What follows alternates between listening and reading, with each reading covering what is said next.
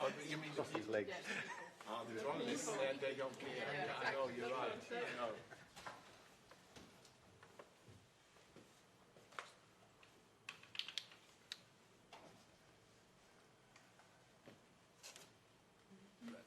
Does he come?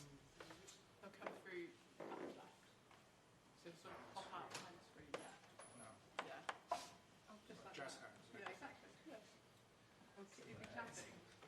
He said, I think this was sinkish.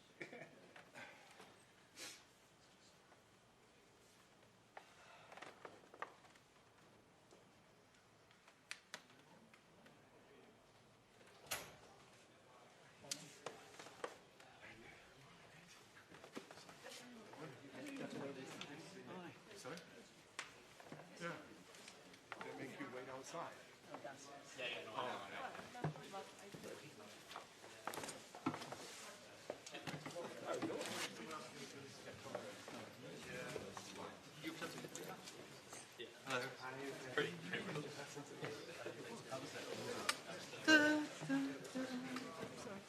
Is there any sort of order here? Where everyone's I don't think so. Yeah, not too bad.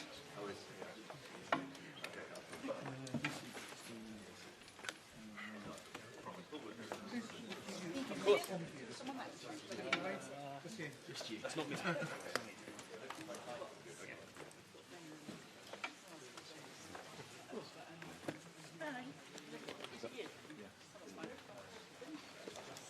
You going away? Yes, but worth it.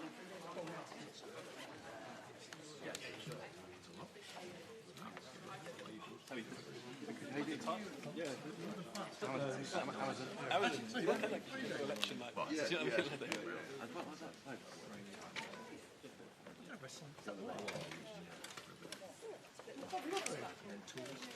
Yeah. You going to still stay for a bit of wine tasting? Yeah, of course. How civilised? You driving down? Yeah. Nice. I love that.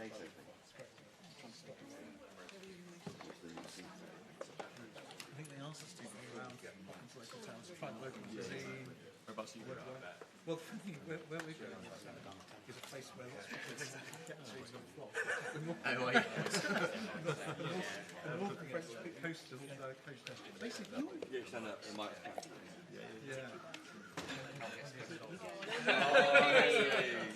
You're right. Where we go is a place where we go. Most French people go there actually for where Brits never go because you get to come to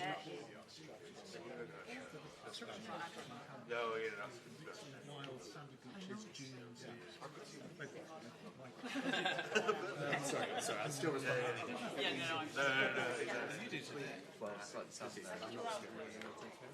No, slightly in that. In the time. It's very nice. It's not there, I don't know, I haven't been out. It's all right. Yeah. Some nice seafood. The place we stay at is a place called W-I-S. It's one of the very few French places which starts with Dublin. And the reason is, it used to be part of the British Empire, and it was originally called White Sands. And the White Sands just became the Ruisseau.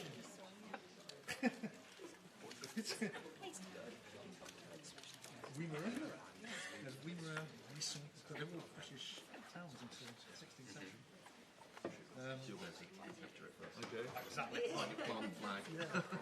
It's quite fun. I mean, it's quite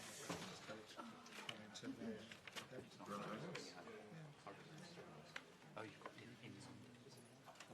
No, I didn't know anything about that. Can you do that? Because I think I can't guarantee to be ready to roll. Yeah. So I guess, I mean, the first thing I've heard about that, I mean, I don't know. Right. Have a word with Grace, because I don't think it's been mentioned yet. So see if she thinks it's worth doing. I'm struggling at the moment to think, because she's just already recently saying she wants to get sort of almost consumer advice into my routine at the end. So it's going to be too much, I think. you mind having a word with her about that? Okay. Cheers, mate. It's just the screens you'll watch out for.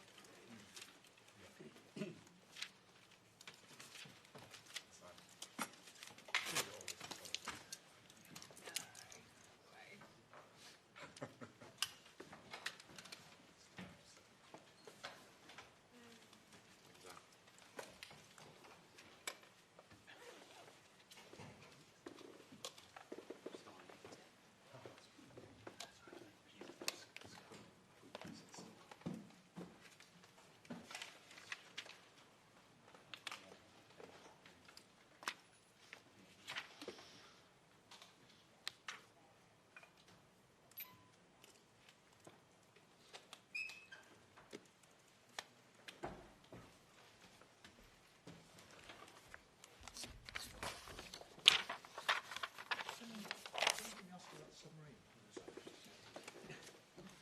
That's quite a sun question. Yeah, Lucy's asking if anybody wants to ask about the submarine captain, Lucy will be very happy. Yeah.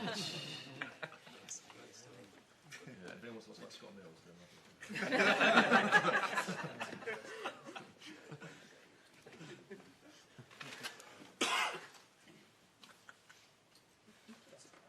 kid. Just think, cometh the hour, you know. And one more if I may. After just taking a fasting on Iran in World War III. Oasis, yeah. Drink. Yeah. The front page was reasonably sympathetic to Scotland. Well, they had that sort of, I suppose you're bashing the BBC on it, but the other thread from Piers Morgan saying it seems to be being done over twice for the same offence sort of thing.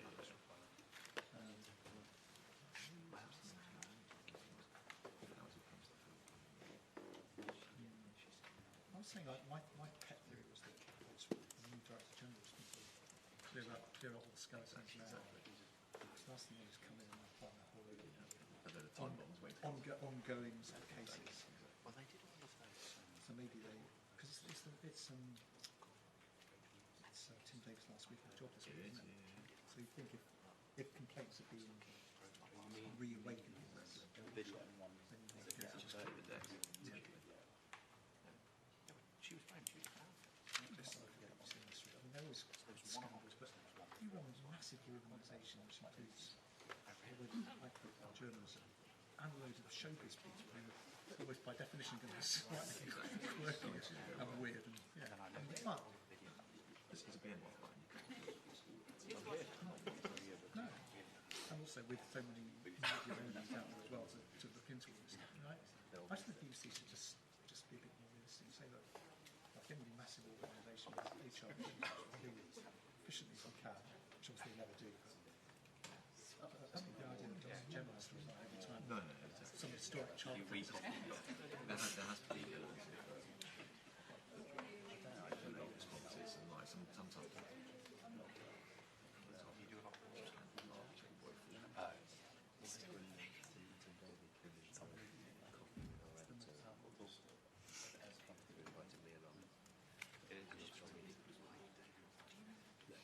Appreciate the scrutiny and it's appropriate. I do think there's been disproportionate focus on everything and lots of other individuals correctly told. I thought that, yeah, and I do feel sorry for you, but you're the biggest news provider and the biggest and a quasi-monopoly radio provider. Like, what? Even if you were just one of those, you would be incredibly important. All of them. Even if you leave aside the fact that we all come from it. Even if the content itself, like say for instance, if I was like, okay, I come contest with and those are like three options. Main challenges. That's when you then specify which one. That's where it starts.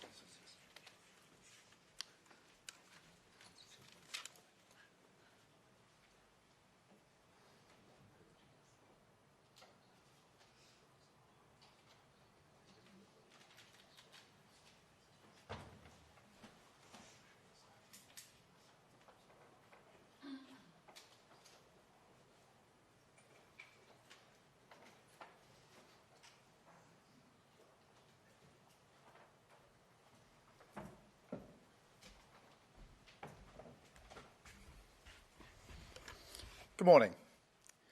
The conflict in the Middle East has now entered a second month, and while we're working at pace for de-escalation and peace, it is now clear that the impact of this war will affect the future of our country. So today I want to reassure the British people that no matter how fierce this storm, we are well placed to weather it, and that we have a long-term plan to emerge from it a stronger and more secure nation. First, let me say once again, this is not our war.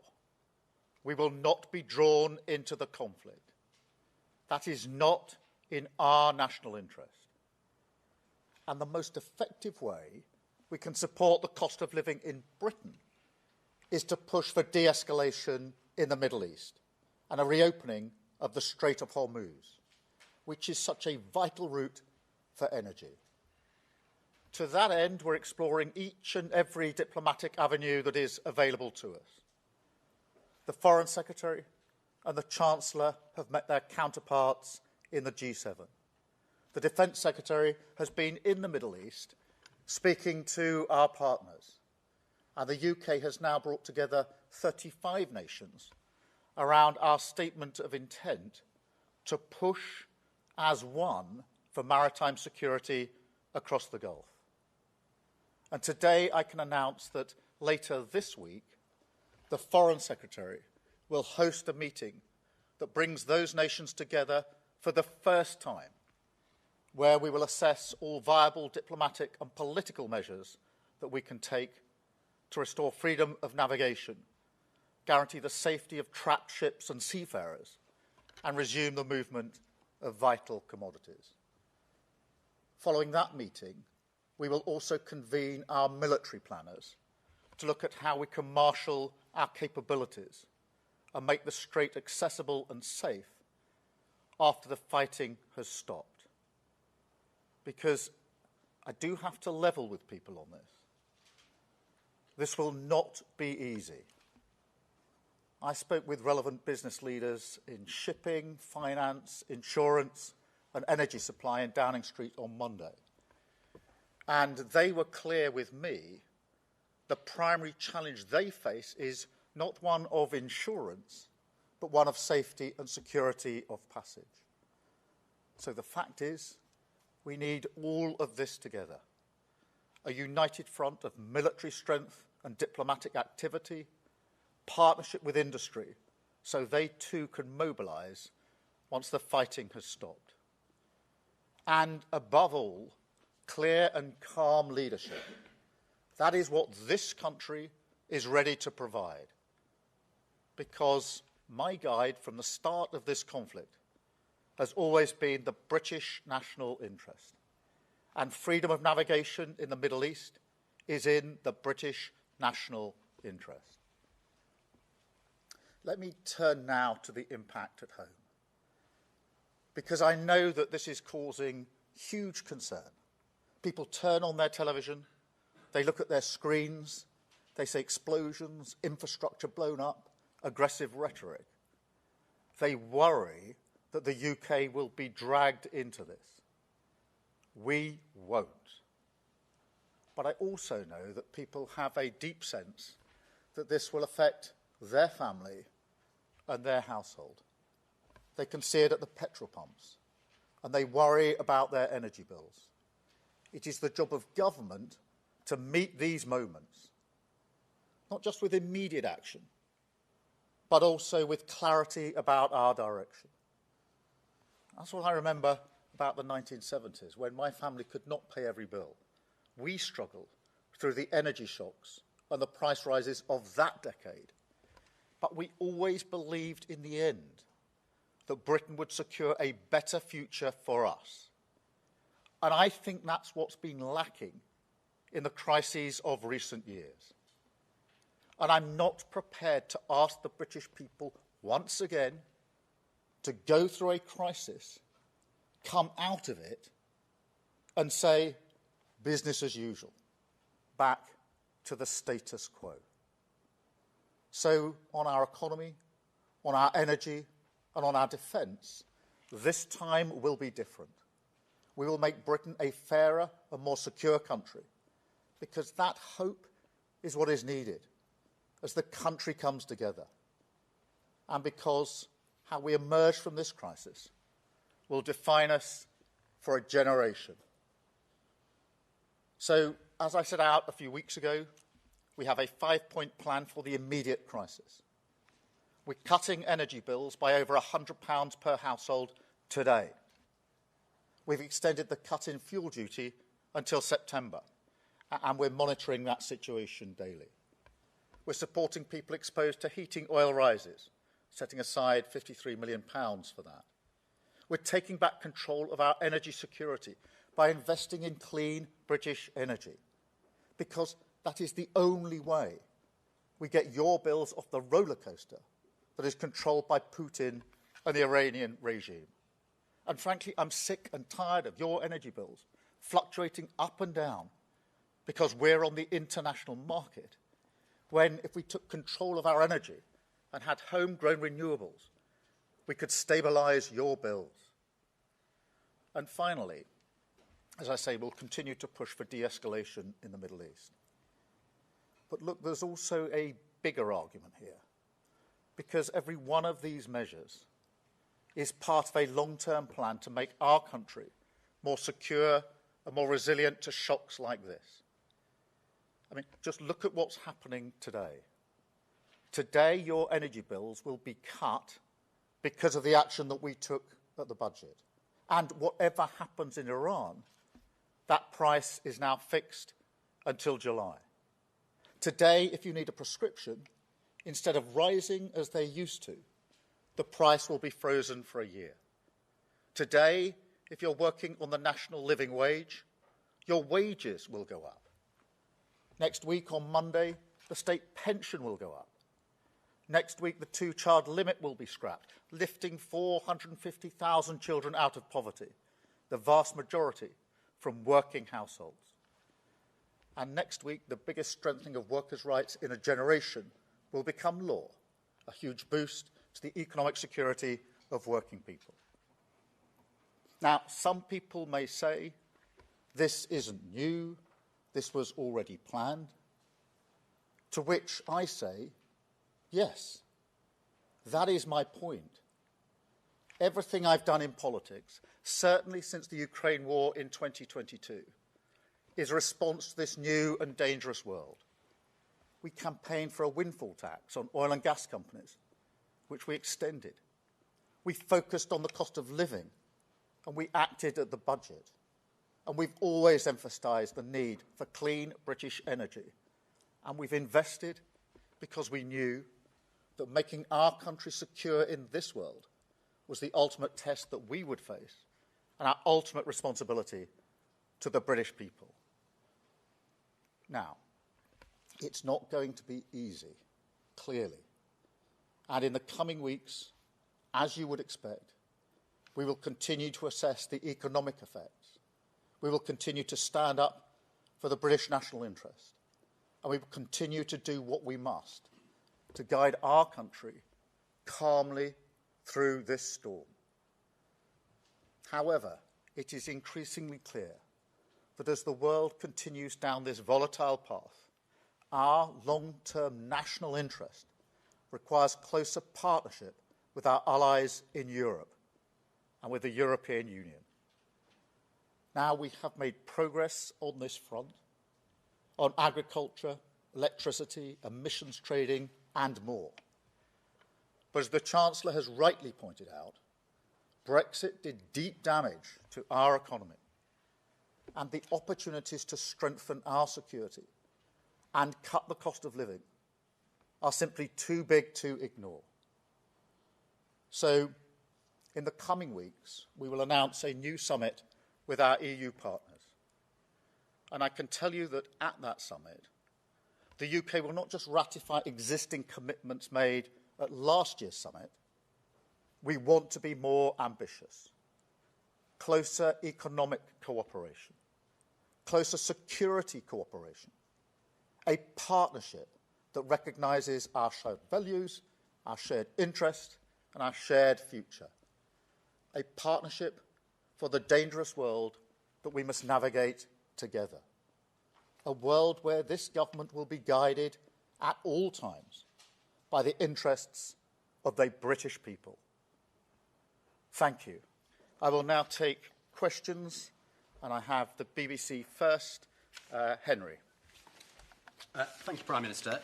As it stands, fuel duty is set to go up in September. You've said that's under review. I think today you said you were monitoring it. It is very hard to find anyone here in Westminster who seriously believes that you are going to press ahead with that. So if today was about reassurance, why don't you just give motorists that little bit of reassurance now and tell them it's not going to go up? Well, fuel duty is set until September, as you rightly say, in terms of the cut. That will remain the position. The other measures that we're taking today, obviously energy bills are going down today, on average by £100 a household, and that will remain down until the end of June, whatever happens in the conflict. And I know people are concerned to know that that remains the case, whatever happens in the conflict. So let me be clear about that. And those that are heating their homes with oil are obviously getting support. We are keeping this under review. Obviously, a lot will depend on how long the conflict goes on, how quickly the Strait of Hormuz can be opened. And that's why I've made the statement I have today about the next step that we're taking, particularly on the Strait of Hormuz, which will be crucial in terms of what actually happens to energy prices and how long there's a spike in those prices. So that's the action that we're taking today. I've got ITV, Harry. Harry. Thank you, Prime Minister. Harry Houghton from ITV News. President Trump has said this morning that he's considering pulling the US out of NATO. You've just talked about looking at a new long-term partnership with the EU, including on security. Is this an acknowledgement that Britain's long-term security relationship with the United States is about to change? Well, let me say a number of things in response to that. Firstly, NATO is the single most effective military alliance the world has ever seen. And it has kept us safe for many decades, and we are fully committed to NATO. Secondly, that whatever the pressure on me and others, whatever the noise, I'm going to act in the British national interest in all the decisions that I make. And that's why I've been absolutely clear that this is not our war, and we're not going to get dragged into it. But I'm equally clear that when it comes to defence and security and our economic future, we have to have closer ties with Europe. That's why we had the summit last year. This year, as I've just announced, there'll be a further summit. We will make good on the commitments that we put in place last year, but we will also go further in relation to the alignment. Thank you very much, Harry. I've got Lucy from Sky. Lucy. Thank you. Prime Minister, you're talking here, of course, today about the cost of living. You said yourself, nothing in this speech is new. You've got the Australian Prime Minister earlier talking about slashing tax on petrol and diesel, telling people not to use more than they need. Can you be really clear to people at home listening to this, should they be looking at changing their behaviours now? Well, in terms of the situation, we're monitoring it carefully. We had a Cobra meeting looking at the ongoing impacts here in Britain yesterday. That is being monitored daily.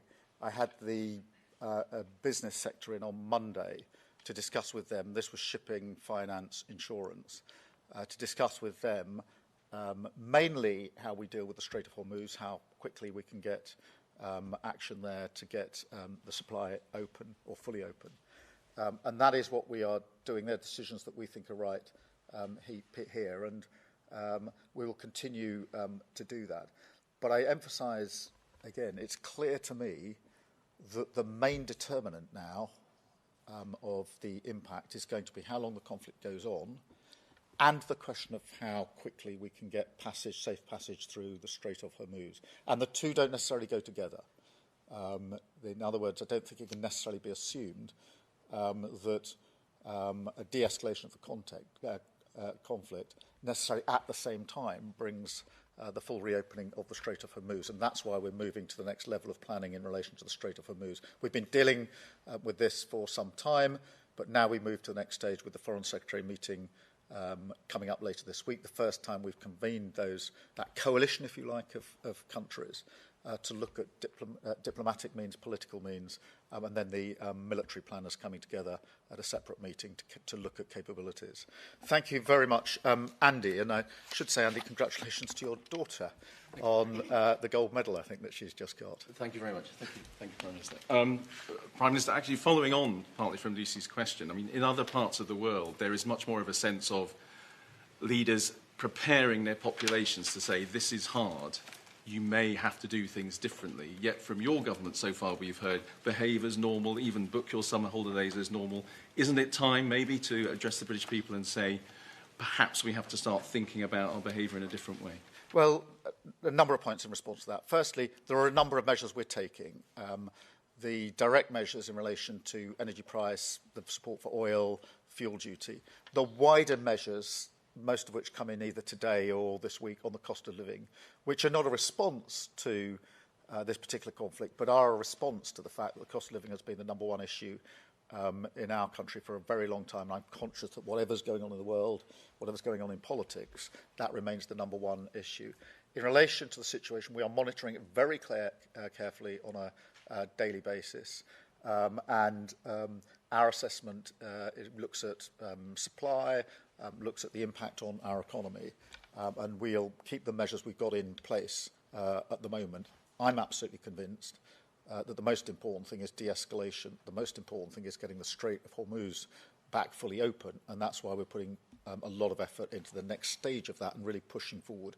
And as I've said, we're prepared to take a sort of leadership role in that as the United Kingdom in relation to the Straits of Hormuz. Thank you, Andy. I've got Paul for Channel 4. Paul. Morning, Prime Minister. Look, most of the measures you're talking about were already in place before this war kicked off. So far, you seem reluctant to talk about specifics for help because of this war. And the criticism is that you've been dithering.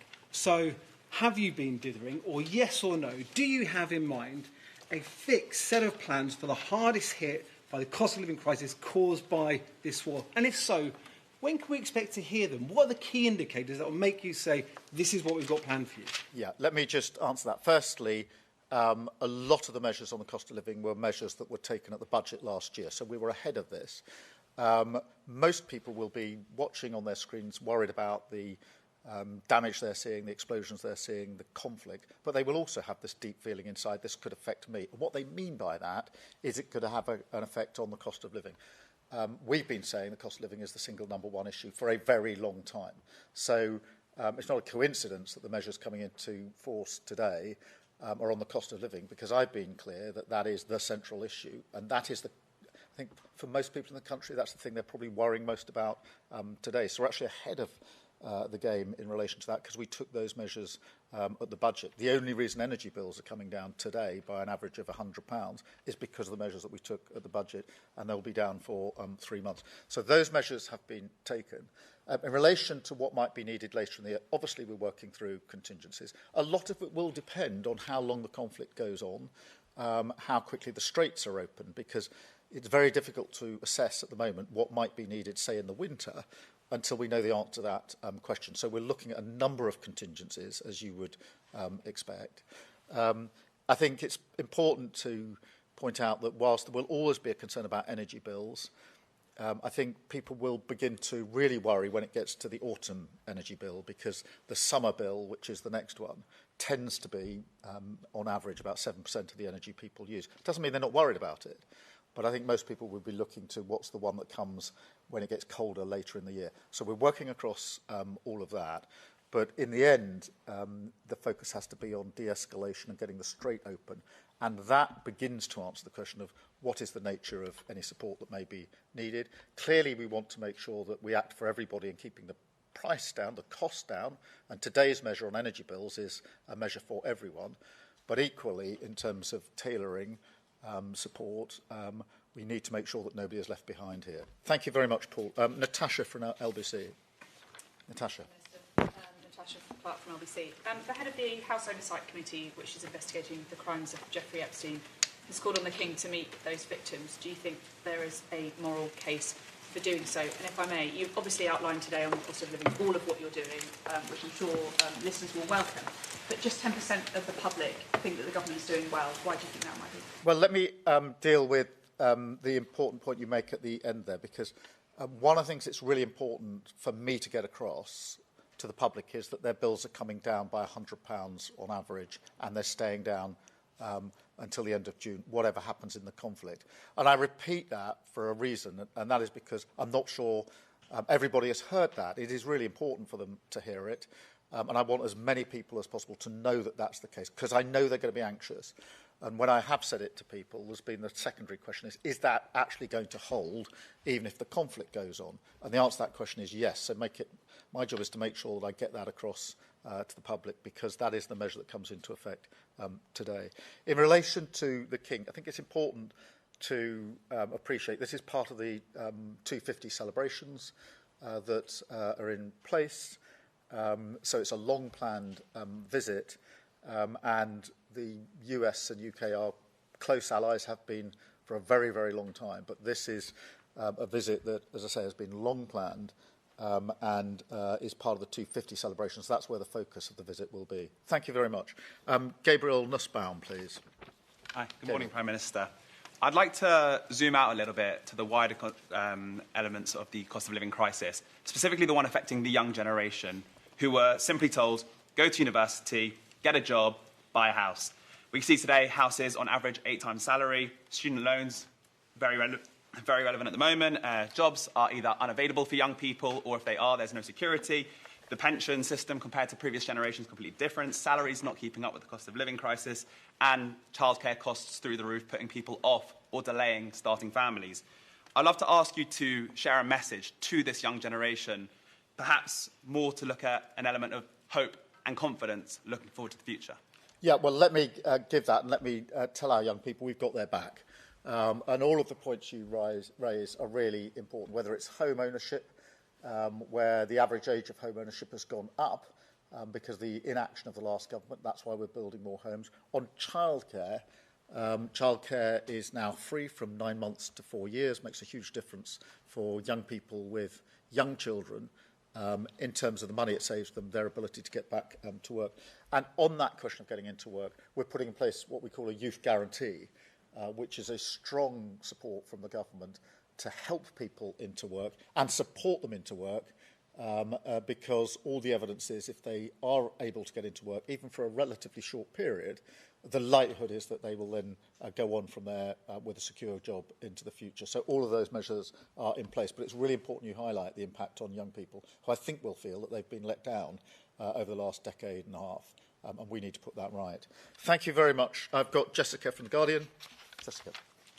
Morning, Prime Minister. I wanted to pick up some of what you said about close relationships with Europe. Do you believe, you said before that you don't think it's right for the UK to rejoin the customs union.